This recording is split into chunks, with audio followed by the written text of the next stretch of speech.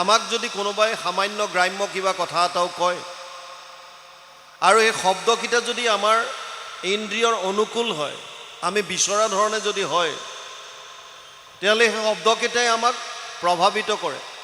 আপোনাক কোনোবাই ভালভাৱে প্ৰশংসা কৰিলে আপুনি আনন্দিত হয়, উৎফুল্লিত হয়, আৰু যদি আপোনাক কোনোবাই বেয়াকৈ কয় তেতিয়া আপোনাৰ দুখ লাগে, আপোনাৰ ক্ৰোধ উঠে। তাৰমানে কেইটামান শব্দই আমাক প্ৰভাৱিত কৰিব পাৰে। যদি সাধাৰণ গ্ৰাম্য কথাবিলাকে আমাক প্ৰভাৱিত কৰিব পাৰে, তেতিয়াহ'লে ভাগৱতটো ভগৱান কৃষ্ণৰ বাংময় মূৰ্তি বুলি কৈছে। তেনেয়ম বাংময় মূৰ্তি প্ৰত্যক্ষ বৰ্ততে হৰি সেৱাত শ্ৰৱণাত পথত দৰ্শনাত পাপনাশিনী। পদ্মপুৰাণ উত্তৰখণ্ড ভাগৱত মাহাত্ম্য ৩য় অধ্যায় ৬২ নম্বৰ শ্লোকত ব্যাসদেৱে লিখিছে, ভাগৱত ভগৱান কৃষ্ণৰ বাংময় মূৰ্তি বাণী ৰূপে আছে ইয়াত। গতিকে এই কৃষ্ণময় শব্দবিলাক যেতিয়া আমাৰ কৰ্ণৰ ৰন্ধ্ৰইদি ভিতৰত প্ৰৱেশ কৰিব, তেতিয়া আমাক একো নকৰিবনে? মহাপুৰুষ মাধৱদেৱে কৈছে কৰিব। কৰ্ণপথে ভকতৰ হিয়াত প্ৰৱেশী হৰি দুৰ্বাসনা হৰে সমস্তই। জলৰ যতেক মল যেহেন শৰৎকালে স্বভাৱতে নিৰ্মল কৰয়। এই শব্দবিলাক যেতিয়া আমাৰ কৰ্ণৰ ৰন্ধ্ৰইদি ভিতৰত প্ৰৱেশ কৰিব, এটা কেমেষ্ট্ৰি তৈয়াৰ কৰে, ৰসায়নৰ সৃষ্টি হয়। আৰু সেই কেমেষ্ট্ৰিটোৱে আমাৰ ভিতৰৰ মলিনতা, কপটতা এইবিলাক দূৰ কৰি আমাৰ হৃদয়খন পবিত্ৰ কৰি তোলে। আৰু যেতিয়া হৃদয় পবিত্ৰ হ'ব, মনৰ পৰা ঈৰ্ষা, দ্বেষ, কাম, ক্ৰোধ, লোভ এইবিলাক যেতিয়া নাইকিয়া হ'ব, তেতিয়া আপুনি ভগৱানক বিচাৰি আৰু বাহিৰত যাব নালাগে। দেৱৰো ঈশ্বৰ হৰি তান্ত মহা যত্ন কৰি লৈও এক শৰণ সাক্ষাৎ। যাৰ ইচ্ছা মুখ্য পাইবে নালাগে দূৰক যাইবে। আছে হৰি সবাৰো ইয়াত আপোনালোকে দৰ্শন পাব। আৰু সেইকাৰণেই ভাগৱতৰ শ্ৰৱণৰ বস্তুটো, প্ৰভু ভগৱন্তৰ লীলাসমূহৰ শ্ৰৱণ কলিযুগত বিশেষভাৱে প্ৰাধান্য পাইছে আৰু চাৰিওফালে সেইকাৰণে ভাগৱতৰ চৰ্চা হৈছে। কিন্তু ভাগৱত আমি শুনো ঠিকেই, ব্যাসদেৱে পদ্মপুৰাণত কৈছে, এতদস্মাৎ পৰম কিঞ্চিত মন শুদ্ধেন বিদ্যতে জন্মান্তৰে ভৱেৎ পুণ্যম তদা ভাগৱতম লভেৎ। পদ্মপুৰাণ উত্তৰখণ্ড ভাগৱত মাহাত্ম্য ১ম অধ্যায় ১২ নম্বৰ শ্লোক। ব্যাসদেৱে কৈছে, ভাগৱত শুনিলে মানুহৰ মনৰ ভাৱ শুদ্ধ হ'ব। আৰু ভাগৱততকৈ শ্ৰেষ্ঠ গ্ৰন্থ মনৰ ভাৱ শুদ্ধিকৰণৰ কাৰণে আন একো নাই। কেৱল ভাগৱতেহে মানুহৰ মনৰ ভাৱবিলাক শুদ্ধ কৰিব পাৰে। কিন্তু কাৰ সৌভাগ্য ঘটে শুনাৰ? ব্যাসদেৱে কৈছে, জন্মান্তৰে ভৱেৎ পুণ্যম। যাৰ বহুত জন্মৰ পুণ্য সঞ্চিত হ'ল, তেওঁলোকেহে ভাগৱত শুনাৰ সৌভাগ্যকণ পায়। তাৰ মানে বৰ্তমান সময়ত অসমৰ প্ৰায়বিলাক মানুহৰ ভাগ্যৰ উদয় হৈছে। কাৰণ আমি প্ৰত্যক্ষভাৱে শুনাৰ উপৰিও আমাৰ যিমান ইয়াত ইউটিউবাৰসকল আছে, তেওঁলোকৰ জৰিয়তে অসমৰ লগতে ভাৰতৰ চুকে কোণে, ভাৰতৰ বাহিৰতো যিসকল প্ৰৱাসী আছে, তেওঁলোকেও ইউটিউবৰ জৰিয়তে ভাগৱত শুনাৰ সৌভাগ্য পাইছে, সুবিধাকণ পাইছে। গতিকে এওঁলোকো ধন্যবাদৰ পাত্ৰ। বিভিন্ন স্থানত থাকি নিজৰ ঘৰত আপুনি আপোনাৰ সুবিধা মৰ্মে আপুনি ভাগৱত শ্ৰৱণ কৰিব পাৰে। ইয়ালৈকে চব ঠিক আছে, কিন্তু ঘটনা হ'ল ইমানকৈ শুনাৰ পাছতো আমাৰ মনৰ ভাৱবিলাক শুদ্ধ হৈছেনে নাই, এইটোহে ডাঙৰ কথা। শুনাততো বহুত শুনিছোঁ, আমি প্ৰত্যক্ষভাৱে এনেকৈ অনুষ্ঠানত শুনাৰ উপৰিও মোবাইলৰ যোগেদি ৰাতি দিন শুনি আছোঁ। আমাক অসমৰ বহু ঠাইৰ পৰা ফোন কৰি জনায়, কোনোবাই কয় বাপ ৰাতিপুৱা খোজকাঢ়িবলৈ যাওঁতে আপোনাৰ লগাই লওঁ, কোনোবাই কয় বাৰীত কৃষি কৰ্ম কৰি থাকোঁতে স্পীকাৰত লগাই লওঁ, আইসকলে কয় আমি ৰন্ধন ক্ৰিয়া কৰি থাকোঁতে মোবাইলত শুনি থাকোঁ।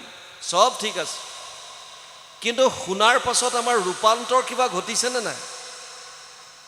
আমি কিবা নিজক পৰিৱৰ্তন যে হৈছে বা আমাৰ জীৱনলৈ যে কিবা ৰূপান্তৰ ঘটিছে, এইটো কিবা অনুভৱ কৰিব পাৰিছোঁনে নাই? কেনেকৈ গম পাব কিবা যে ৰূপান্তৰ ঘটিছে? সমাজত চোৰ, ডকাইত, ধৰ্ষণ, লুণ্ঠন এইবিলাক নাইকিয়া হ'ব। কিন্তু যদি সমাজখনলৈ চাওঁ, ভাগৱত নুশুনা কথাখিনি বাদেই দিলোঁ মই, শুনাসকলৰো ঈৰ্ষা, দ্বেষ, কাম, ক্ৰোধ এইবিলাকৰ ওপৰত সংযম এতিয়াও অহা নাই। তাৰ মানে যেনেকৈ শুনিব লাগে হয়তো আমি তেনেকৈ শুনা নাই, 1 নম্বৰ কথা।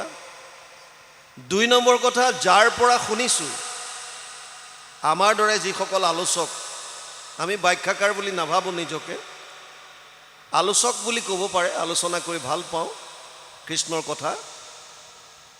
আমিবিলাকে হয়তো কৃষ্ণৰ কথা বা ভাগৱতৰ কথা সত্য শুদ্ধ ৰূপত শ্ৰোতাৰ হৃদয় স্পৰ্শ কৰি সুমুৱাই দিয়াত বিফল হৈছোঁ, আমি হয়তো পৰা নাই। 3 নম্বৰ কাৰণ হ'ব পাৰে যে যদিও ইমান বহুল প্ৰচাৰ চলিছে, এতিয়াও হয়তো এটা চামে নিজকে ভাগৱত শুনাৰ পৰা আঁতৰাই ৰাখিছে। কাষতে ভাগৱত হৈ আছে, মোৰ শুনিবলৈ ইচ্ছা নাই। আৰু 4 নম্বৰ কাৰণ হ'ব পাৰে যে শুনাটো শুনিছোঁ, বুজাটো বুজিছোঁ, কিন্তু যেতিয়া মনাৰ কথা আহে তেতিয়া আমি পাল্টি মাৰি দিওঁ, আমাৰ ইচ্ছা নাই। মই প্ৰায়ে কওঁ, যিজন কংসৰ কথা আপোনালোকে ইয়াত আলোচনা কৰিছে, কংস অহংকাৰৰ প্ৰতীক, তেনেকৈ আৰু এজন অহংকাৰৰ প্ৰতীক, একোটা চৰিত্ৰ, এইবিলাক প্ৰতীকাত্মক, দুৰ্যোধন। কুৰুক্ষেত্ৰৰ যুদ্ধৰ প্ৰাক মুহূৰ্তত দুৰ্যোধনৰ ৰাজসভালৈ ভগৱান কৃষ্ণ গৈছিল এজন দূত হৈ, শান্তি দূত হৈ গৈছিল। আৰু দুৰ্যোধনক কৈছিল যে দাদা, যদি তুমি কুৰুক্ষেত্ৰ যুদ্ধ হোৱাটো বিচৰা নাই, তেতিয়াহ'লে মাত্ৰ মোৰ উপদেশ মানি লোৱা। দুৰ্যোধনে ক'লে, কি কৰিব লাগিব কেশৱ? ভগৱানে ক'লে যে আন একো কৰিব নালাগে, মাত্ৰ 5খন গাঁও দিয়া, মই পঞ্চ পাণ্ডৱক বুজাই দিম আৰু এই যুদ্ধ নহয়। দুৰ্যোধনে ক'লে যে 5খন গাঁওটো বহুত দূৰৰ কথা, মই বেজীৰ আগত উঠা সামান্য মাটিকণো বিনা যুদ্ধত নিদিওঁ। আৰু তেতিয়া ভগৱান কৃষ্ণই দুৰ্যোধনক কৈছিল যে দাদা, তুমি ধৰ্ম কি বুজি পোৱা নে নাই? তেওঁ দুৰ্যোধনে কৈছিল, জানামি ধৰ্মম নাচমে প্ৰবৃত্তি, ধৰ্ম কি মই জানো, কিন্তু মোৰ মানিবলৈ ইচ্ছা নাই। ভগৱানে ক'লে যে অধৰ্ম কি জানানে নাই? দুৰ্যোধনে কৈছিল, জানামি অধৰ্মম নাচমে নিবৃত্তি, অধৰ্ম কি সেইটোও জানো মই, কিন্তু মই নকৰাকৈ থাকিব নোৱাৰোঁ। কেনাপি দেৱেনা হৃদি স্থিতম যথা নিয়োজয়সী তথা কৰোমি। মহাপুৰুষ মাধৱদেৱী শ্লোকটোৰ অনুবাদ ঘোষাত কৰি থলে, ধৰ্মক জানো মই তথাপি প্ৰবৃত্তি নাই, অধৰ্মত নিবৃত্তি নহয়, হৃদিস্থিত হৈয়া তুমি যেন কৰাবহা স্বামী, ঋষিকেশ কৰিব তেনেয়। আমি জনাত জানো কোনটো ধৰ্ম, কোনটো অধৰ্ম, কোনটো ভাল, কোনটো বেয়া। যদি নাজানিলেহেঁতেন তেতিয়াহ'লে বেয়া কামবিলাক মানুহে মনে মনে নকৰিলেহেঁতেন। যিমানবিলাক অপকৰ্ম সংসাৰত হৈ আছে, সমাজত হৈ আছে, প্ৰত্যেকবিলাক অপকৰ্ম বা বেয়া কাম মনে মনে হয়, লুকুৱাই লুকুৱাই কৰে। কিয়? যদি গমেই নাপায় বেয়া বুলি, তেতিয়াহ'লে ওপেন কৰিব লাগে, খোলা খুলি। কিন্তু খোলা খুলিকে কোনেও নকৰে, মনে মনে কৰে। তাৰ মানে কি? তাৰ মানে আমি জানো যে এইটো বেয়া আৰু মনে মনে কৰিছোঁ, সেইকাৰণে জনাৰ পাছতো আমি তেনেকুৱা কৰি আছোঁ। তাৰ মানে ধৰ্মক জনাটো জানো, কিন্তু তাক মানিবৰ কাৰণে আমাৰ ইচ্ছা নাই। বুজি পাইছেনে? এতিয়া নজনা কথা এটা জানিবৰ বিচৰাটো বেলেগ কথা, জানি পেলাই নমনা কথাটো কেনেকুৱা সমীচীন হ'ব আপোনালোকে ভাবক। তথাপিও গুৰুজনাই কৈছিল যে বাৰে বাৰে শ্ৰৱণ কৰিলে হয়তো কেতিয়াবা কাৰোবাৰ অকণমান হ'লেও এটা চেঞ্জ আহিব পাৰে। আৰু যেতিয়া বাৰে বাৰে আমি শুনি থাকিম, বাৰে বাৰে শ্ৰৱণ কৰি থাকিম, তেতিয়া হয়তো এদিন গৈ পেলাই তেওঁলোকৰ ভিতৰৰ পৰা এই কপটতা, মলিনতা, এই সমস্তবিলাক নাশ হৈ সত্য শুদ্ধ যিটো ঐশ্বৰিক প্ৰেম, যিটো ভগৱানৰ প্ৰতি শুদ্ধ প্ৰেম, এইটোৰ হয়তো প্ৰকাশ পাব পাৰে। সেইকাৰণে শ্ৰৱণক প্ৰমুখতা দিছে। ভাগৱত আৰম্ভ হৈছে নৈমিষাৰণ্যত। আমি সকলোৱে জানো 28,000 ঋষিমুনি একত্ৰিত হৈছে। ভাগৱতৰ মূল প্ৰশ্নটো বুজি লওক, য'ত যিমান যি কথা শুনিছোঁ তাৰ মূল লক্ষ্যটো কি? প্ৰশ্নকেইটা বুজি ল'লে আপোনালোকে তাৰ অৰ্থবিলাক গৈ লাষ্টত গম পাব। 28,000 ঋষিক প্ৰতিনিধিত্ব কৰিছে শৌনকে। শৌনক কোন? কথামৃত ৰসস্বাদ কুশল শৌনকো অব্ৰবীত। যিজন কথামৃত পান কৰাত কুশল, সেইজনৰ নাম দিছে শৌনক।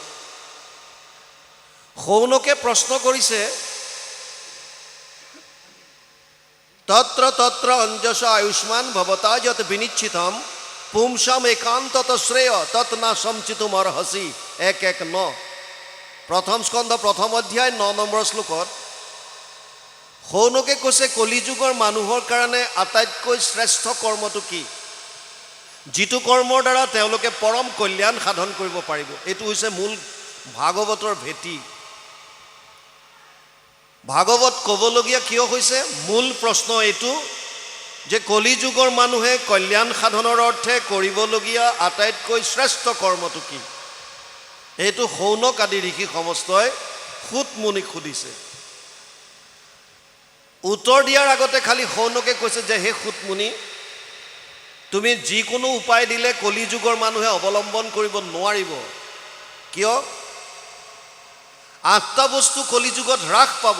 ততচ্চ অনুদিনম ধৰ্মম সত্যম শৌচম ক্ষমা দয়া কালেন বলেন ৰাজন নংসতি আয়ু বলম স্মৃতি 12:2-1 দ্বাদশ স্কন্ধ 2য় অধ্যায় 1ম শ্লোক ভাগৱত। 8টা বস্তু কমিব কলিযুগৰ মানুহৰ, ধৰ্ম, সত্য, শৌচ, ক্ষমা, দয়া, আয়ুস, বল, স্মৃতি। আমাৰ আয়ুস কমিব, শাৰীৰিক বল কমিব, স্মৃতি শক্তি হ্ৰাস পাব। তেতিয়া আমাৰ কাৰণে উপযুক্ত, কলিযুগৰ মানুহৰ কাৰণে উপযুক্ত উপায় বিচাৰিছে। যদি সুত মুনিয়ে ক'লেহেঁতেন যে ঠিক আছে, যদি কোনোবাই কল্যাণ সাধিব বিচাৰিছে 1000 বছৰ তপস্যা কৰক, কলিযুগৰ মানুহৰ কাৰণে এইটো সম্ভৱ নহয়। কিয়?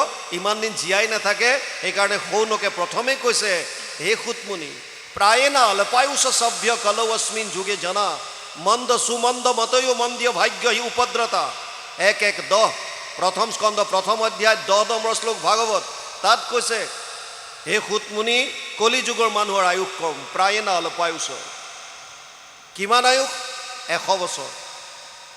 প্ৰহ্লাদে আকৌ ইয়াৰ ব্ৰেকআপ দিছে, পুৰুষৰ আয়ুস শত বৰিষ সাক্ষাৎ তাহাৰ অৰ্ধেক যায় বিফলে নিদ্ৰাত। আধাটো শুই থাকোঁতে যায়। বিংশতি বৰিষ যায় বালক ক্ৰীড়াত, আৰু বিংশতি যায় জৰা অৱস্থাত, বৃদ্ধ অৱস্থাত 20 বছৰ। জীৱা অৱশেষ আয়ু থাকয় যুৱাত, সিও কামে ক্ৰোধে লোভে যায় অজ্ঞানত। গতিকে যি 100 বছৰ পাইছোঁ তাকো চাই থাকোঁতে খতম। সেইকাৰণে আটাইতকৈ সহজ উপায় বিচাৰিছে সৌনকে। ক'বলৈ আৰম্ভ কৰিব ধৰিছে সুতে। সৌনকে কৈছে ৰ'বা, আৰু এটা কথা বুজি লোৱা, আমাৰ যে 28,000 ঋষি মুনি দেখিছা, এইবিলাক নপঢ়া নুশুনা নহয়। 28 সহস্ৰ ঋষি, বেদত প্ৰধান, গুৰুজনাৰ কলম। 28,000 ঋষি চব বেদত উস্তাদ। গতিকে এওঁলোক নপঢ়া নুশুনাকৈ তোমাৰ ওচৰত অহা নাই যে একো অধ্যয়ন নকৰাকৈ আহিছে উপায় দিয়া, এনেকুৱা নহয়। সমস্যাটো কি? সমস্যা হৈছে ভুৰিনি ভুৰি কৰ্মানি শ্ৰুতব্যানি বিভাগছ। শাস্ত্ৰ বহুত আছে আৰু বিভিন্ন শাস্ত্ৰত বিভিন্ন মত দিছে। সমস্যাটো তাত। আপোনালোকে জানি আচৰিত হ'ব, বেলেগ সম্প্ৰদায়বিলাকলৈ যদি চাই তেতিয়াহ'লে ধৰ্মগ্ৰন্থ 1খন বা 2খন। যদি মুছলমানক চাই সোধে আপোনালোকৰ ধৰ্মগ্ৰন্থ কি, ক'ব 1খন কোৰাণ। খ্ৰীষ্টিয়ানক যদি সোধে তোমালোকৰ ধৰ্মগ্ৰন্থ কি, ক'ব বাইবেল। শিখসকলক যদি সোধে ক'ব যে কি, বোলে গুৰু গ্ৰন্থ চাহিব। বুদ্ধিষ্টক যদি সোধে তোমালোকৰ ধৰ্মগ্ৰন্থ কি, ক'ব যে ত্ৰিপিটক। আৰু আমাৰ 4 বেদ, 14 শাস্ত্ৰ, 18 পুৰাণ, স্মৃতি শাস্ত্ৰ বেলেগ, দৰ্শন বেলেগ, 2খন মহাকাব্য, গীতা, অগণন শাস্ত্ৰ আছে। শাস্ত্ৰ থকাটো আপত্তি নাই। ডাঙৰ কথা হৈছে এখনৰ লগত এখনৰ মিল নাই। বুজি পাইছে নাই? সমস্যাটো তাত হৈছে এখন শাস্ত্ৰৰ লগত আনখনৰ মিল নাই। ক'ৰবাত কৈছে কল্যাণ কৰিবৰ কাৰণে যাগ যজ্ঞ পূজা পাতল কৰা। যিসকলৰ হাতত সেইখন গ্ৰন্থ পৰিছে তেওঁলোকে তেনেকৈ কৰি আছে, আপুনি মই নিন্দা কৰিবলৈ কোন? ক'ৰবাত কৈছে যাগ যজ্ঞ পূজা পাতলত নাপাবা, তুমি দান দক্ষিণা কৰা, তেওঁলোকে তেনেকৈ চলিছে। ক'ৰবাত কৈছে তাত নাপাবা, জপ তপ তীৰ্থ কৰা, তেওঁলোকে তেনেকৈ কৰিছে। ক'ৰবাত কৈছে নাই, ঘৰ দুৱাৰ বাদ দি সন্ন্যাস ব্ৰত ধাৰণ কৰা আৰু পৰ্বত বা জংঘলৰ মাজত গৈ ধ্যান ধাৰণা সমাধিৰ দ্বাৰা পৰম কল্যাণ সাধিব পাৰিবা। বছ ঘৰ দুৱাৰ বাদ দি কেৰুৱা বস্ত্ৰ পৰিধান কৰি ওলাই গৈছে। আপুনি কাকো নিন্দা কৰিব নোৱাৰে। যেতিয়ালৈকে শাস্ত্ৰৰ উত্তম গীতা ভাগৱত মানুহে অধ্যয়ন নকৰে তেতিয়ালৈকে জীৱনৰ আচল মাৰ্গ পোৱাটো ইমান সম্ভৱ নহয়। মাধৱ পুৰুষকে চাওক, তেওঁ শাস্ত্ৰত পণ্ডিত আছিল, যেতিয়ালৈকে গুৰুজনাক লগ পোৱা নাই তেওঁতো এয়া কামতে ব্যস্ত আছিল। আনকি মাকৰ নৰিয়াৰ পৰা সুস্থ হ'বৰ কাৰণে পাঠা ছাগলী আগবঢ়াইছে বলি দিবৰ কাৰণে।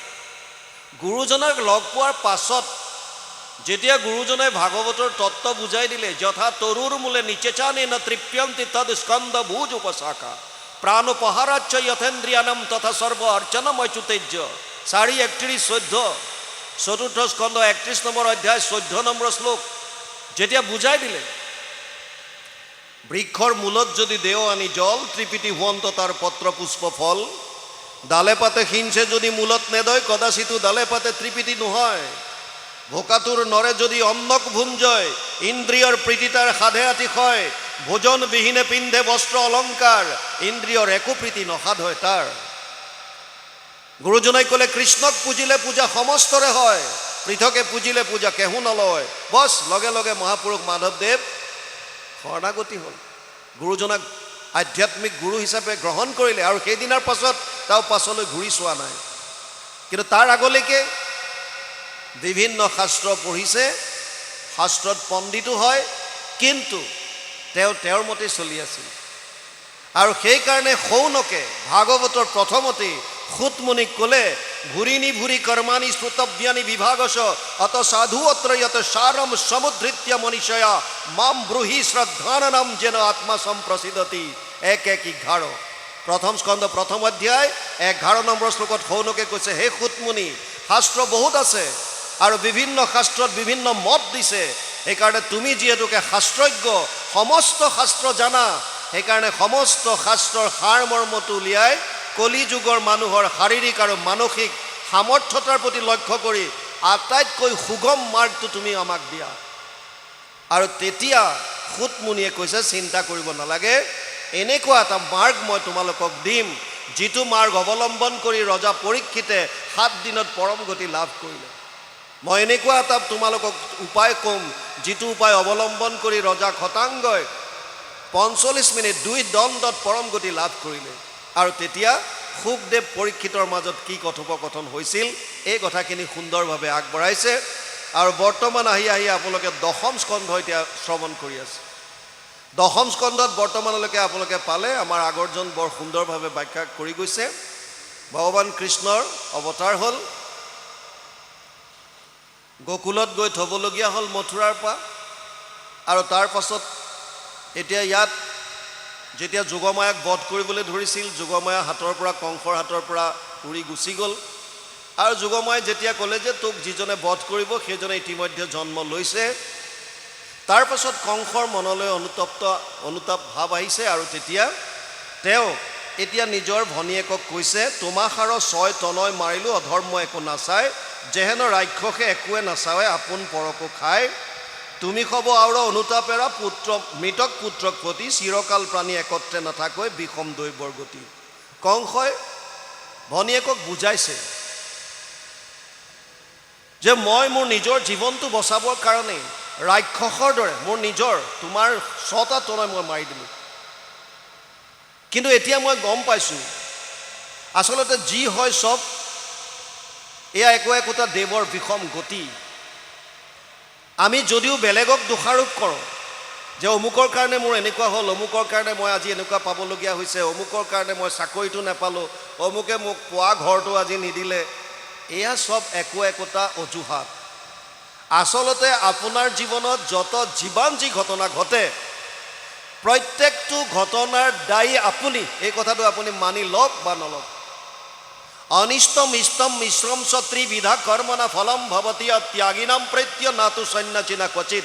18 অধ্যায় 12 নম্বৰ শ্লোক গীতাত ভগৱান কৃষ্ণই অৰ্জুনক কৈছে, হে অৰ্জুন, প্ৰত্যেকটো কৰ্মৰ 3 ধৰণৰ ফল আছে, হয়তো ভাল হ'ব ইষ্টম, হয়তো বেয়া হ'ব অনিষ্টম, হয়তো মিশ্ৰিত হ'ব ভাল বেয়াৰ মিশ্ৰণ, পাপ পুণ্যৰ মিশ্ৰণ। এই 3 ধৰণৰ ফল আমি জীৱনত ভোগ কৰিব লাগে। হয়তো এই জীৱনৰ কৰ্মফল এই জীৱনতে পাব পাৰে, বা আমাৰ সনাতন বা হিন্দু ধৰ্মত যিহেতুকে পুনৰ জন্মৰ কথা আছে বিশ্বাস আমি কৰোঁ, সেইকাৰণে 100 বছৰ 100টা জন্মৰ পাছত হ'লেও আপুনি আপোনাৰ কৰ্মফল ভোগ কৰিব লাগিব। আৰু যিটো কৰ্মফল ভোগ কৰিবৰ কাৰণে আমি এই জন্মলৈ লৈ আহোঁ সেইটোক প্ৰাৰব্ধ বুলি কৈছে। প্ৰাৰব্ধ যাৰ যেনেকুৱা তেনেকৈ ভোগ কৰিব লাগিব। তাৰ কাৰণে বাকী যিমানবিলাক আমাক দেখা পাওঁ যে অমুকৰ কাৰণে হ'ল, এয়া কেৱল মাত্ৰ নিমিত্ত। সেইকাৰণে ইয়াত বৰ সুন্দৰভাৱে কৈছে। তাৰ পাছতে কৈছে চিৰকাল প্ৰাণী একত্ৰে নাথাকৈ বিষম দৈবৰ গতি। আমি পৰিয়াল পৰিজন যেতিয়া আমাৰ একেলগে থাকিম, বহু বছৰ থাকিম, চিৰদিন থাকিম এনেকুৱা লাগে, কিন্তু যাৰ আয়ুষত যিমান চাউল লৈ আহিছে, প্ৰাৰব্ধত যাৰ যিমান দিন লৈ আহিছে, সি সিমান দিনৰ পিছত যাবই লাগিব। তাৰ কোনো বিকল্প ব্যৱস্থা নাই। কাহিনীটো তেনেকুৱা, যেনেকৈ আপুনি ক'ৰবাত যাবৰ কাৰণে, ধৰি লওক আপুনি ইয়াৰ পৰা দিল্লী যাব, দিল্লী যোৱাৰ কাৰণে যেনিবা আপুনি ট্ৰেইনত যাব, দিল্লীলৈ ট্ৰেইনত যাবৰ কাৰণে আপুনি আগতে টিকেটটো বুক কৰিব লাগে। আপুনি টিকেট এটা কাটিলে, টিকেট আপুনি হয়তো স্লিপাৰ কোচ কৰিব পাৰে, জেনেৰেল কোচ কৰিব পাৰে, বা AC ফাৰ্ষ্ট ছেকেণ্ড থাৰ্ড য'তে হওক আপুনি কাটিব। আৰু আপোনাৰ যিটো টিকেট, তাত যদি আপুনি AC 3 টায়াৰ বা 2 টায়াৰত কাটিছে, আপুনি নিজৰ টিকেটটো অনুযায়ী গৈ পেলাই ট্ৰেইনত এণ্টাৰ কৰিব, সোমাব আৰু নিজৰ ছিটত বহিব।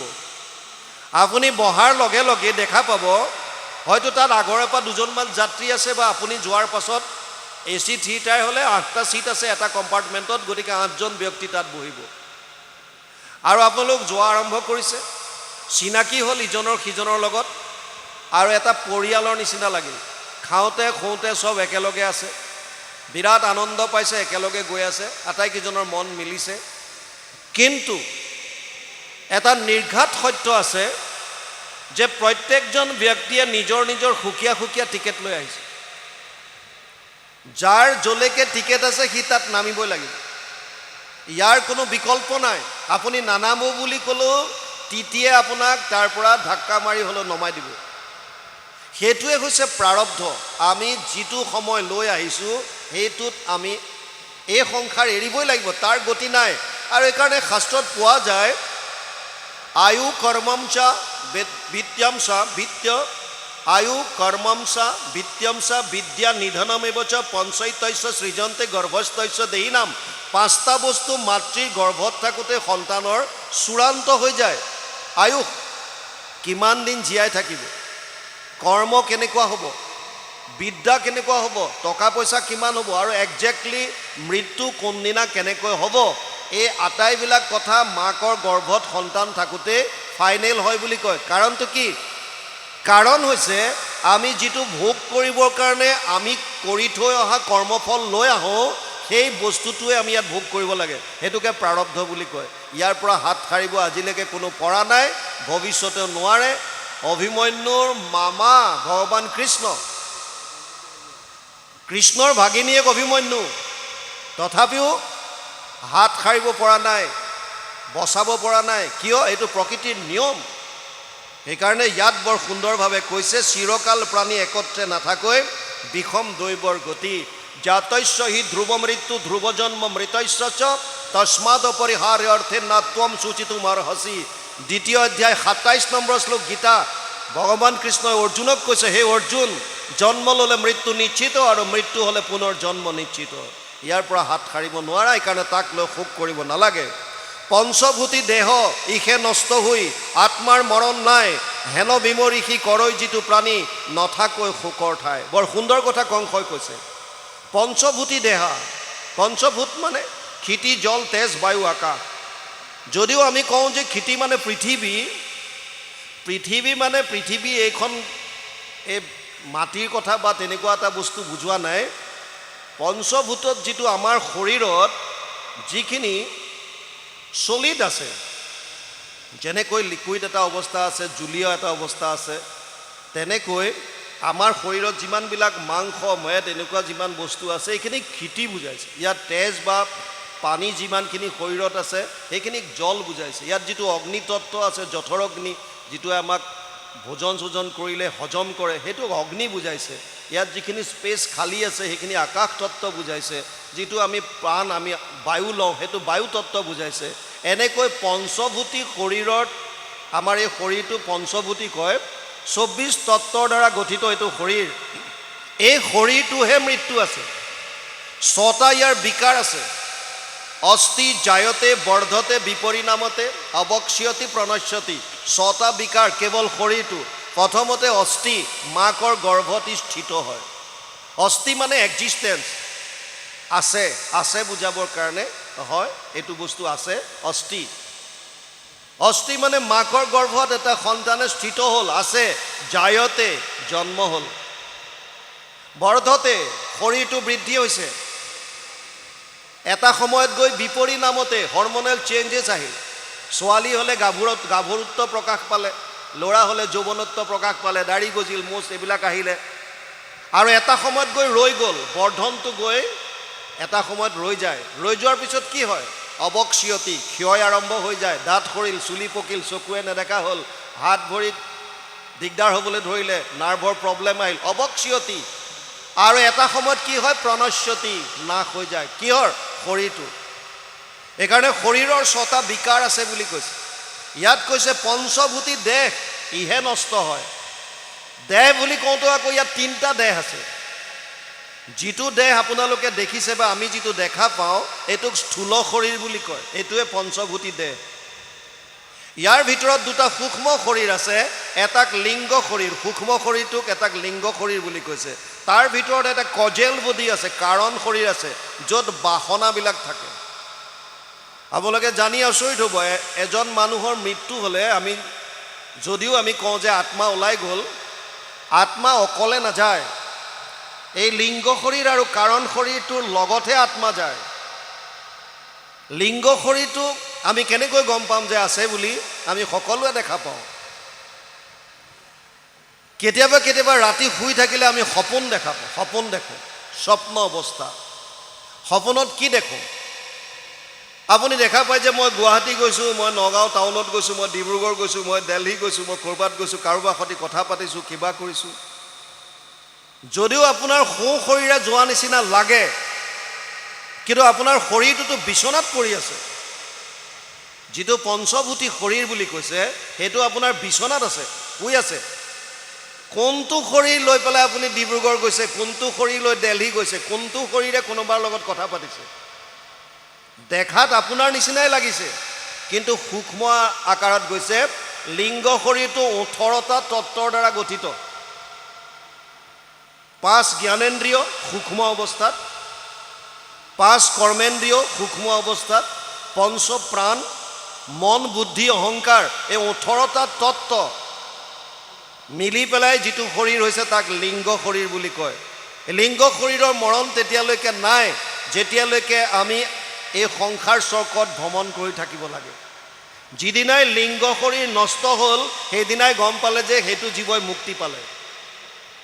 লিংগ শৰীৰ যেতিয়াই বাৰ্ষ্ট হ'ব, নষ্ট হ'ব, ই আৰু আহিবলগীয়া নাথাকে। সেইকাৰণে ইয়াত কৈছে যে পঞ্চভূতি শৰীৰটোহে নষ্ট হয়, পঞ্চভূতি দেহ ইহে নষ্ট হয়। আৰু এই পঞ্চভূতি শৰীৰটোক যোনে চৈতন্য কৰি ৰাখিছে, যাক আমি আত্মা বুলি কওঁ, সেই আত্মাৰ মৰণ নাই। নৈনম চিন্ধন্তি শস্ত্ৰাণি নৈনম দহতি পাবক না চৈনম ক্লেদয়ম তপো না শোষ্যতি মারুত অচেদ্য অয়ম দাহ্য অয়ম ক্লেদ্য সূচ্য এবচ নিত্য সর্বগত স্থানুর অচল অয়ম সনাতন। 2য় অধ্যায় 23 আৰু 24 নম্বৰ শ্লোক গীতা। অৰ্জুনক কৈছে, হে অৰ্জুন, আত্মাৰ মৰণ নাই।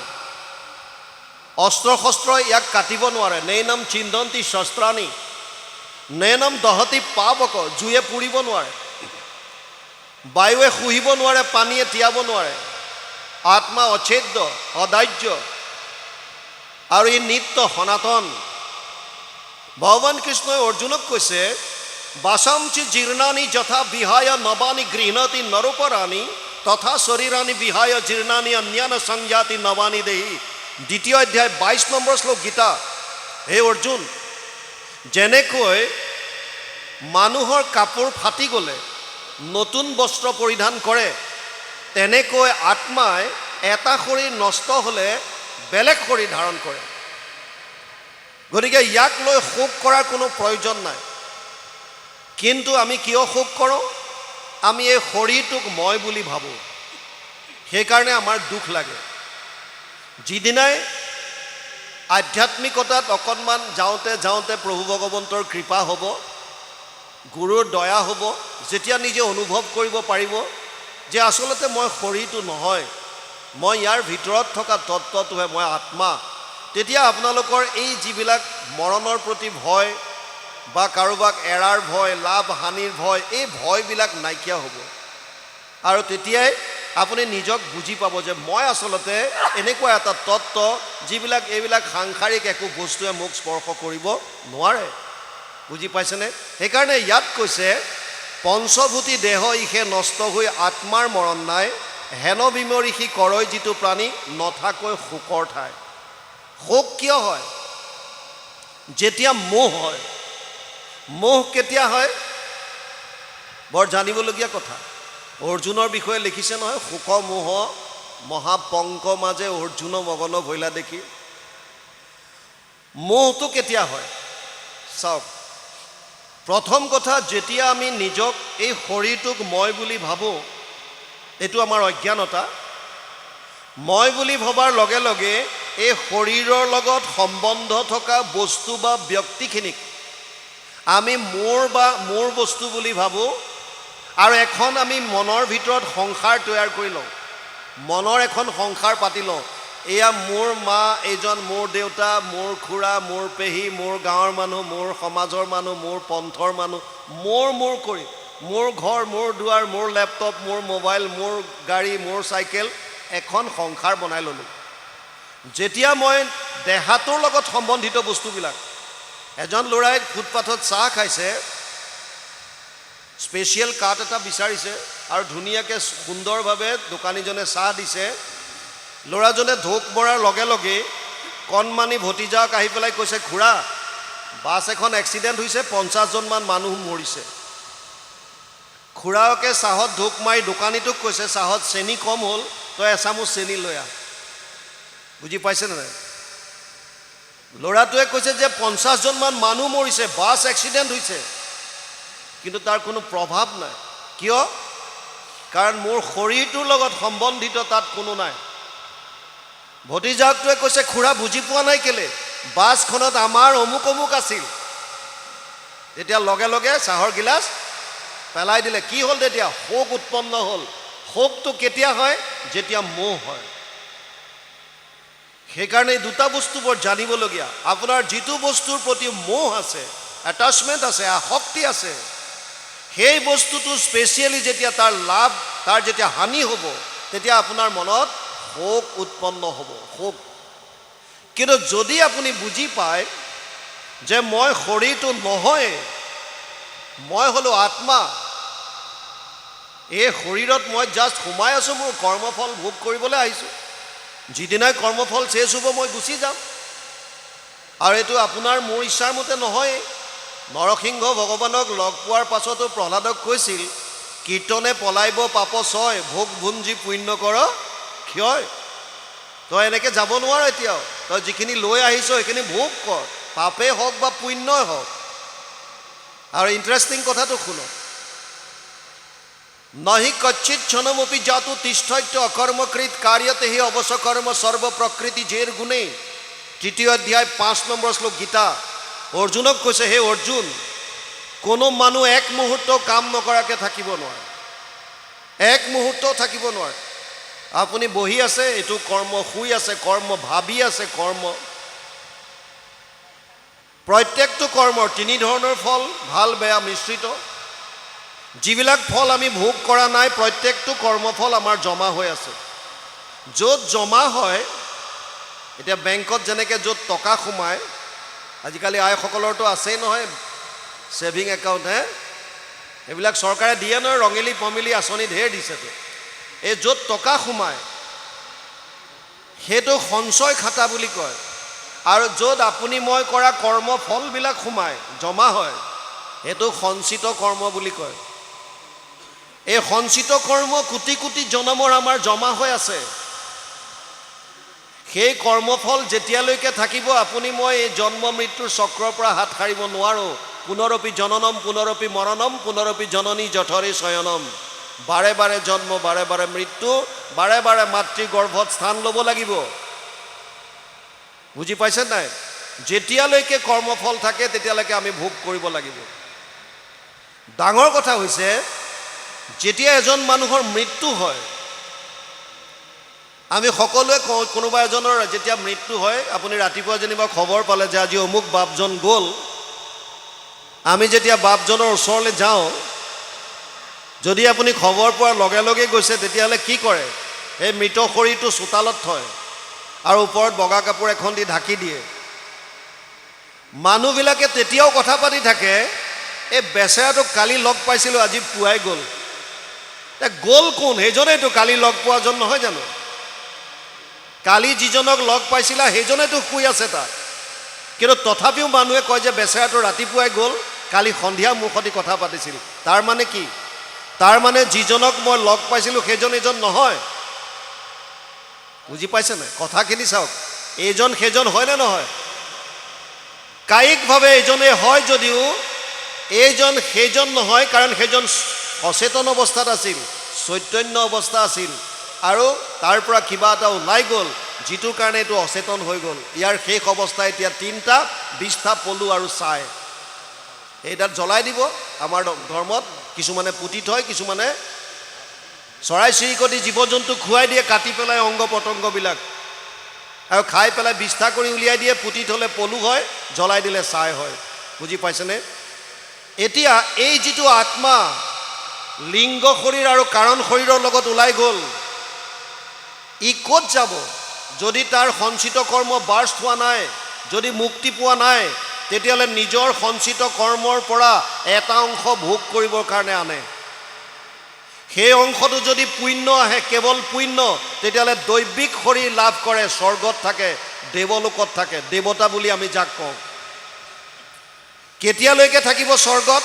তে ত্বম ভুক্ত্বা স্বৰ্গলোক বিশালম ক্ষীণে পুণ্যে মৰ্তলোকম বিশন্তি। 9ম অধ্যায় 21 নম্বৰ শ্লোকত ভগৱান কৃষ্ণই অৰ্জুনক কৈছে, হে অৰ্জুন, তেতিয়ালৈকে সেইজন স্বৰ্গত থাকিব যেতিয়ালৈকে তেওঁৰ প্ৰাৰব্ধত পুণ্য থাকিব। আৰু অধোজনীত কি পায়? কেতিয়া আহে? যেতিয়া পাপ আহে। কেৱল পাপ হ'লে অধোজনী। অধোজনী কোনবিলাক? কীট পতংগ, পোক পৰুৱা, গছ লতা, তৰু তৃণ, জীৱ জন্তু, যিমান ইতৰ প্ৰাণী আছে চব অধোজনী, পাপৰ জনী। মানুহৰ শৰীৰ কেতিয়া পায়? যেতিয়া মিশ্ৰিত কৰ্মফল আহে, পাপ পুণ্যৰ মিশ্ৰণ। সেইকাৰণে মানুহৰ জীৱনত সুখ আৰু দুখ 2টা বস্তু আহে। ইয়াক লৈও চিন্তা কৰাৰ কোনো কাৰণ নাই। কিয়? কাৰণ আমি যিটো কৰ্মফল আনিছোঁ এইটো মিশ্ৰিত কৰ্মফল, তাত পাপ পুণ্য 2টা ভোগ কৰিবই লাগিব, বাউন। পৃথিৱীত এনেকুৱা কোনো মানুহ নাই যোনে কয় যে মোৰ কেৱল মই গোটেই জীৱনটো সুখত কটালোঁ, অসম্ভৱ। এনেকুৱা কোনো মানুহ নাই যোনে ক'ব যে মই গোটেই জীৱনটো দুখত কটালোঁ, অসম্ভৱ। সুখ আৰু দুখ 2টা ভোগ কৰিব লাগিব আমি। কিয়? মিশ্ৰিত কৰ্মফল লৈ আহিছোঁ। আৰু যেতিয়ালৈকে সেই প্ৰাৰব্ধ আমাৰ থাকিব তেতিয়ালৈকে আমাৰ এই শৰীৰ ত্যাগ নহয়। সেইকাৰণে কোনো জেগাত যে কয় 22টা গুলি লগাৰ পাছতো মানুহজন বাচি আছে। বুজি পাইছে না? কিয়? আয়ুষত চাউল আছে, প্ৰাৰব্ধ আছে, কোনে মাৰিব পাৰে। আৰু কেতিয়াবা কিছুমান পৰিয়ে হঠাৎ পৰিল, মাত্ৰ খতম, শেষ। নিমিত্ত যিয়ে নহওক, ডিপেণ্ড কৰিছে ক'ৰ ওপৰত? প্ৰাৰব্ধ কিমান দিনৰ লৈ আহিছোঁ, আয়ুস কেতিয়ালৈকে আছে। সেইকাৰণে ইয়াত বৰ সুন্দৰভাৱে কৈছে, হেন বিমেৰিষি কৰয় যিটো প্ৰাণী, তাৰমানে পঞ্চভূতি দেহ, সেইটো এই দেহটোৰ মৰণ আছে, আত্মাৰ মৰণ নাই। এই বস্তুটো যোনে বুজি পালে তেওঁ শোক কৰাৰ কোনো কাৰণ নাই। হেন জানি সবে খেদ পৰিহৰা মৰা ভাগিনক লাগি, তাসম্বাৰ হুইবে হিকে লিখিত মই ভৈলো বধ ভাগী। তেওঁলোকৰ কাৰণে এইটোৱে লিখা আছিল, মই মাত্ৰ ইয়াৰ নিমিত্ত হ'লোঁ, বধৰ ভাগিদাৰ হ'লোঁ। এই বুলি কংসৰাই কান্দিয়া কাৰ্পুণ্য কৰে, হাতে ধৰি 2 হান্তৰ পাওঁ, মোৰ ঘোৰ অপৰাধ মৰসিও 2 প্ৰাণী, সজ্জনৰ ক্ষমাখে স্বভাৱ। এই বুলি কংসই বসুদেৱ আৰু দৈৱকীৰ হাতত ধৰি ক্ষমা খুজিছে আৰু কৈছে মোক ক্ষমা কৰিবা, কাৰণ সজ্জনজনৰ ক্ষমাখে স্বভাৱ। ক্ষমা, ভক্তি মাৰ্গৰ আন এটা বস্তু হৈছে ক্ষমা। আপোনাক যদি কোনোবাই কিবা অপৰাধ কৰিছে, শাস্ত্ৰই কৈছে আপুনি ক্ষমা কৰি দিয়ক। আৰু আপুনি যদি কাৰোবাৰ ওচৰত অপৰাধ কৰিছে, তেতিয়াহ'লে আপোনাৰ এইটো সাহস থাকিব লাগে যে আপুনি গৈ পেলাই যাতে ক'ব পাৰে, প্ৰভু মোৰ ভুল হ'ল, মোক ক্ষমা কৰি দিয়ক।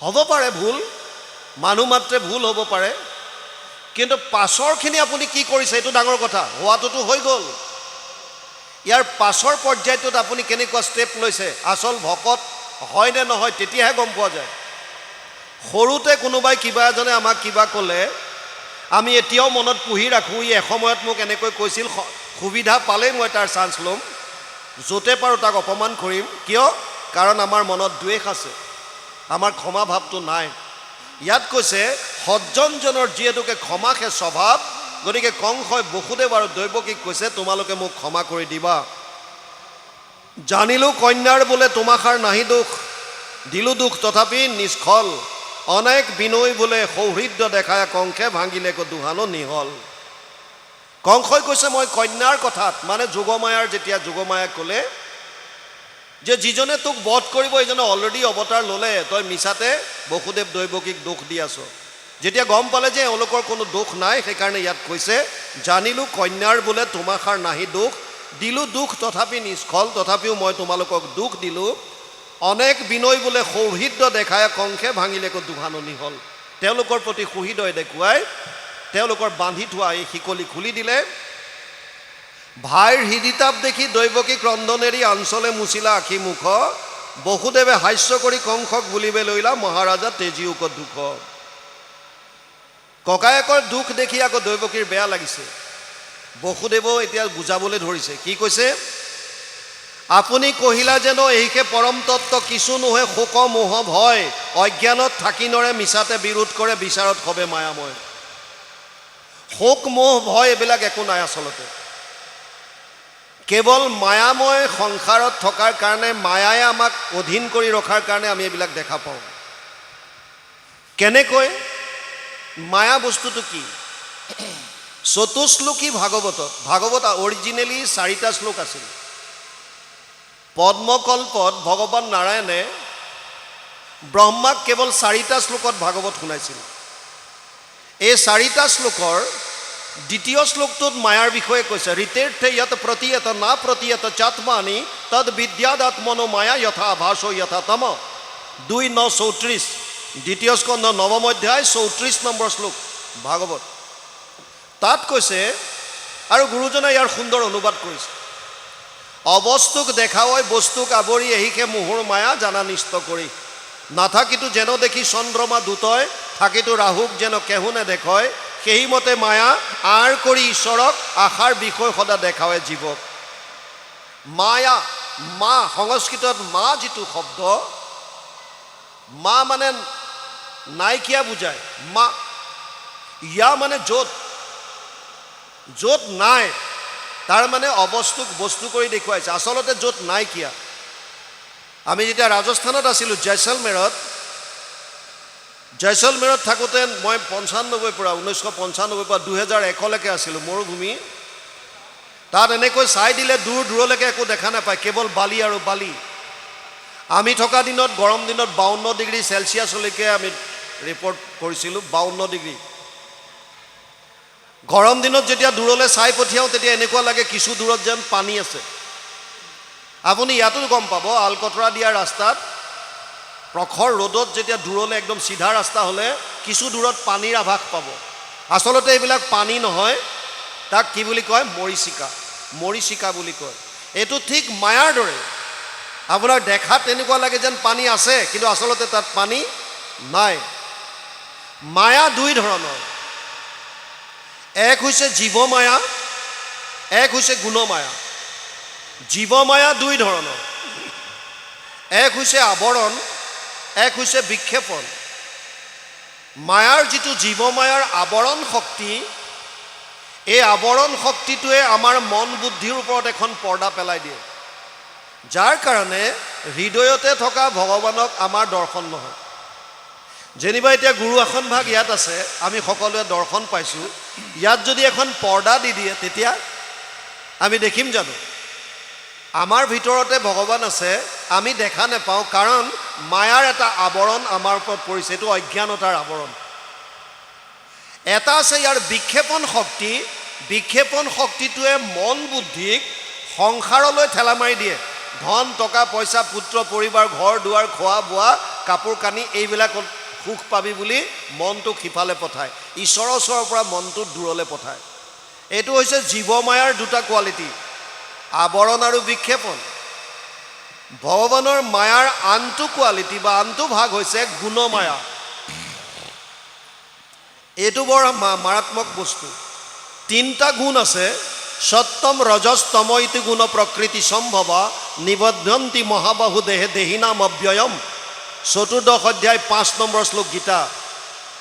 অৰ্জুনক কৈছে, হে অৰ্জুন, মোৰ মায়াৰ তিনিটা গুণ আছে, সত্য, ৰজ আৰু তম। এই তিনিটা গুণে মানুহক পুতলাৰ দৰে নচুৱাই আছে। কেনেকৈ? তিনিটা গুণৰ পৰা আমাৰ মনলৈ তিনি ধৰণৰ ভাৱ আহে।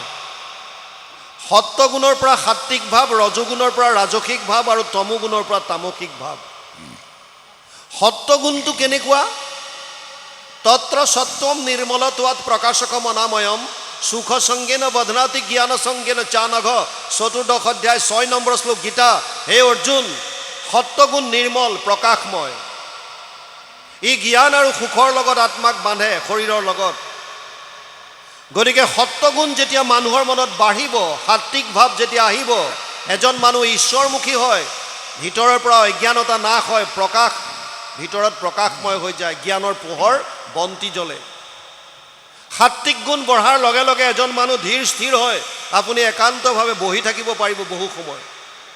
আপুনি ঈশ্বৰমুখী হ'ব, জনকল্যাণ কৰিবলৈ মন যাব, দহৰ উপকাৰ কৰিবলৈ মন যাব। এইটো সাত্বিক ভাৱ। ৰাজসিক ভাৱ যেতিয়া আহিব, ৰজুগুণৰ পৰা যিটো ভাৱ আহিব, ৰজু ৰাগাত্মকম বৃদ্ধি তৃষ্ণা সংগ সমুদ্ভৱম তাম নিবধ্নন্তি কৌন্তেয় কৰ্ম সংগেন দেহিনাম। 14 অধ্যায় 7 নম্বৰ শ্লোক গীতা। তাত কৈছে, হে অৰ্জুন, যেতিয়া ৰজুগুণ বৃদ্ধি হ'ব, ৰজুগুণ কেনেকুৱা? ৰজু ৰাগাত্মকম বৃদ্ধি, আসক্তি বঢ়াব। মোৰে সন্তান, মোৰে পত্নী, মোৰে ঘৰ, মোৰ গাড়ী, মোৰ ঘৰ, চব মোৰ মোৰ মোৰ। আসক্তি বঢ়াব সংসাৰৰ প্ৰতি। আসক্তি বৃদ্ধি হ'লে, তাৰ হানি হ'লে মানুহে দুখ পায়। ৰজুগুণৰ প্ৰভাৱ, আসক্তি। আৰু কি বাঢ়ে? তৃষ্ণা আৰু লাগে, যিটো পাইছোঁ তাত সন্তুষ্ট নাই। এজন মানুহ ৰাতিপুৱা খোজকাঢ়িবলৈ ওলাইছে, গেটখন খুলিছে, এটা ক'লা বেগ দেখা পাইছে, বেগটোৰ অলপমান চেইনডাল খুলি চাইছে যে গোটেই 500 টকীয়া বাণ্ডেল ভৰ্তি। আৰু ইফালে সিফালে চাইছে, কোনো মানুহ নাই, লগে লগে বেগটো লৈ পেলাই ভিতৰলৈ আহিল আৰু ঘৈণীয়েকক মাতিছে, দুৱাৰ বন্ধ কৰি দিলে, পৰ্দা টানি দিলে, বিচনা এখনত গোটেই টকাৰ বাণ্ডেলবিলাক খুলি দিছে, গন্তি কৰাত লাগিল দুইজনে। 99,500 ওলাল, 99,500। আৰু মানুহজনে কৈছে, হে প্ৰভু, আৰু 500 দিয়া হ'লে পূৰা 1 লাখ হৈ যায়, আৰু 500। সেইটো হৈছে তৃষ্ণা। আমিও তেনেকুৱা। আপোনাক যিবিলাক ল'ৰা ছোৱালী কোনোবা কোম্পেনীত যায়, যদি ভাল টেলেণ্টেড হয়, তেতিয়া কোম্পেনীৰ মানুহে তেওঁলোকক প্ৰথমতে সোধে যে তুমি কি বিচাৰা, কিমান আশা কৰা, চেলেৰী এক্সপেক্টেশ্যন কেনেকুৱা। যদি ল'ৰাটোৱে কৈ দিয়ে যে মই মন্থলি 1 লাখ টকা বিচাৰিছোঁ বা 12 লাখ টকাৰ পেকেজ বিচাৰিছোঁ ইয়েৰলি, একে এষাৰতে যদি কোম্পানী মানুহজনে যদি য়েছ বুলি কয়, অ'কে হৈ যাব, 1 লাখ মাহিলী পাবা, তাৰ মনত ভাৱ আহিব, ধেত তেৰিকা, মই ভুল ক'লোঁ নেকি, মই 1.5 লাখ মান ক'ব লাগিছে। বুজি পাইছে নাই? মানি ল'লে আমাৰ আশাটো আৰু বাঢ়ি গৈ থাকে, তৃষ্ণা। এইটো কিয়? ৰাজসিক ভাৱ। ৰাজসিক ভাৱ যেতিয়া মনলৈ আহিব, তেতিয়া জাক জমকতাত বেছি গুৰুত্ব দিয়ে, সাত্বিক ভাৱটো কমি যায়। মোক মানুহে ভাল পাওক, মই যোৱাৰ লগে লগে মোৰ কাৰণে স্পেচিয়েল এখন চেয়াৰ হওক, মোক দিয়া জাপি, মোক দিয়া গামোচা স্পেচিয়েল কোৱালিটিৰ হওক, বেলেগতকৈ অকণমান বেলেগ হওক, মই অলপ স্পেচিয়েল, যশস্যা, নেম এণ্ড ফেম, এইবিলাক চব ৰাজসিক। আৰু তৃতীয়টো হৈছে তামসিক। তমস্তু অজ্ঞানজম বৃদ্ধি মোহনম সৰ্বদেহিনাম প্ৰমাদ আলস্য নিদ্ৰাভি তন নিবধ্নন্তি ভাৰত। 14 অধ্যায় 8 নম্বৰ শ্লোক গীতাত কৈছে, হে অৰ্জুন, তমোগুণটো অজ্ঞানতাৰ প্ৰতীক। তমোগুণ বাঢ়িলে মানুহৰ মূলত 3টা কথা হয়। এক হৈছে প্ৰমাদৰ দৰে কাম কৰে, উন্মত্তৰ দৰে। কি কৰিব লাগে গম নাপায়, যি মন যায় তাকে কৰিব, উন্মত্ত, পগলা, প্ৰমাদ। দ্বিতীয়টো হৈছে তামসিক গুণৰ এটা বেয়া বস্তু হৈছে আলস্য ভাৱ। কৰিবলগীয়া কামটো পিছত কৰিম বুলি থৈ দিয়ে, ইংৰাজীত কয় প্ৰক্ৰাষ্টিনেশ্যন, পিছত কৰিম, পিছত। আৰু তৃতীয়টো হৈছে নিদ্ৰা, শুই থাকিবলৈ মন যায়। এই তিনিওটা হৈছে তামসিক গুণৰ প্ৰভাৱ, অতি ভয়ানক বস্তু। স্কুলৰ ছাত্ৰ ছাত্ৰী, অফিচৰ কৰ্মচাৰী প্ৰায়বিলাকৰ এই কোৱালিটিটো দেখা পোৱা যায়। 10 মিনিট নালাগে এটা ফাইল উলিয়াবৰ কাৰণে ছিনিয়ৰ অফিচাৰলৈ আগবঢ়াই দিবলৈ, কিন্তু নিদিয়ে, পিছত কৰিম, থৈ দিয়ে। ছাত্ৰ ছাত্ৰীবিলাকে হোমৱৰ্ক দিছে, চিলেবাছ দি দিছে, আগতে পঢ়িব লাগে, পিছত পঢ়িম বুলি থৈ দিয়ে, পিছত চাম। আৰু যেতিয়া পৰীক্ষা আহি যায় তেতিয়া দেখা পায় যে মোৰ দেখোন চাবলগীয়া ঢেৰ হৈ গ'ল, মই চিলেবাছ কমপ্লিট নকৰিলোৱে। তেতিয়া মনলৈ ভাৱ আহে, যদি মই এনেকৈ পৰীক্ষা দিওঁ মোৰ ৰিজাল্ট বেয়া হ'ব, মা দেউতাই কি ক'ব, লগৰ ল'ৰা ছোৱালীবিলাকে মোক কি ক'ব, মই চোকা বুলি মোৰ সমাজত যিটো নাম আছিল এইটো কি হ'ব, অৰ্থাৎ চবে মোক হাঁহিব, মই এনেকৈ কেনেকৈ জীয়াই থাকিম, মই মৰি থকাই ভাল, আৰু বছ এটেম্প টু ছুইচাইড, মৰি থাকিব। কিয়? তামসিক গুণৰ প্ৰভাৱ। এই আমাৰ মানুহবিলাক, গোটেইবিলাক আমি যিমান প্ৰাণী আছোঁ, আমাক ভগৱান কৃষ্ণৰ এই মায়াৰ 3টা গুণে পুতলাৰ দৰে নচুৱাই আছে। আমি ভাবোঁ যে এইটো মই কৰিছোঁ, মিছা। প্ৰকৃতে ক্ৰিয়া মানানি গুণ কৰ্মানি সৰ্বস্ব অহংকাৰ বিমূঢ় আত্মা কৰ্তা অহমিতি মন্যতে। 3য় অধ্যায় 27 নম্বৰ শ্লোক গীতা। প্ৰকৃতিৰ 3টা গুণ, সত্য ৰজ তম, এই 3টা গুণে 3 প্ৰকাৰ ভাৱৰ দ্বাৰা আমাক পুতলাৰ দ্বাৰা নচুৱাই আছে। আৰু যোনে মই কৰিছোঁ বুলি ভাবোঁ, এইটো কৈছে অজ্ঞানতা, মূঢ়তা। আমি একো কৰিব পৰা নাই, চব তেওঁ আমাক চলাই আছে। এই মায়াত পৰি পেলাই আমি চব হাহাকাৰ কৰি ফুৰিছোঁ। আৰু ইয়াৰ পৰা পৰিত্ৰাণ পোৱাৰ উপায় কেৱল এটা দিছে, দৈৱহী এছ গুণময়ী মম মায়া দূৰত্বয়া মামেব য়ে প্ৰপদ্যন্তে মায়ামেতাম তৰন্তি তে। 7ম অধ্যায় 14 নম্বৰ শ্লোক গীতা। তাত কৈছে, হে অৰ্জুন, মোৰ মায়া যদিও দৈৱিক, ই অতি মাৰাত্মক, অতি দুষ্টৰ। ইয়াৰ পৰা পৰিত্ৰাণ সেইসকলেহে পাব পাৰিব যিসকলে কেৱল মাত্ৰ মোক শৰণ কৰি ল'লে। মোত শৰণ ল'লে যিসকলে, কেৱল মাত্ৰ মোত, মাম এব, এব মানে কেৱল বুজায়, মাম এব, কেৱল মোক যোনে শৰণ ল'লে, কেৱল মাত্ৰ মোক যোনে ভক্তি কৰিলে, তেওঁলোকেহে ইয়াৰ পৰা পৰিত্ৰাণ পাব পাৰিব, তাৰ বাহিৰে বেলেগ গতি নাই। ইয়াত এতিয়া কৈছে, আপুনি কহিলা যেন এহিকে পৰম তত্ত্ব কিছু নোহে শোকমোহ ভয়, অজ্ঞানত থাকি নৰে মিছাতে বিৰোধ কৰে, বিচাৰত হবে মায়াময়। এই মতে দুয়ো প্ৰাণী বুলিলা আশ্বাসবাণী কংসে নিজ মন্দিৰক গৈলা, গুণন্তে গান্থন্তে তাৰ উঠন্তে বৈখন্তে আতি ৰজনী প্ৰভাত আহি ভৈলা। তাৰপাছত বসুদেৱ দৈৱকীক এৰি দিছে, কংস নিজ মন্দিৰলৈ গ'ল, নিজৰ গৃহলৈ গ'ল। আৰু এনেকৈ তেওঁ চিন্তা কৰি থাকোঁতে উঠোঁতে বহোঁতে ৰাতি গৈ পেলাই পুৱা হ'লহি। মন্ত্ৰীগণ আনি পাছে কংসে কহিলেক কথা, যোগমায়া কহিলা যতেক, শুনি দৈত্যগণে উঠি ত্ৰিদশক ক্ৰোধ কৰি কংসৰায়ত বিনাৱৈ অনেক। ৰাতিপুৱা হোৱাৰ লগে লগে মন্ত্ৰীসকলক মন্ত্ৰণা কৰিবৰ কাৰণে মাতি আনিলে। আৰু যোগমায়াই যিখিনি ক'লে যে তোৰ বৈৰী, তোৰ পৰম শত্ৰু, যাৰ হাতত তোৰ মৃত্যু হ'ব, সেইজন ইতিমধ্যে অৱতাৰ গ্ৰহণ কৰিলে। এই কথাটো এতিয়া ইয়াৰ ওপৰত কি একশ্যন ল'ব, তাৰ কাৰণে মন্ত্ৰীসকলক মাতি আনি দ্বিতীয় দিনা পুৱাই এখন সভা কৰিছে। ইয়াত এতিয়া বিচাৰ হ'ব আৰু মন্ত্ৰীসকলে এতিয়া তেওঁলোকে নিজৰ মন্তব্য আগবঢ়াব।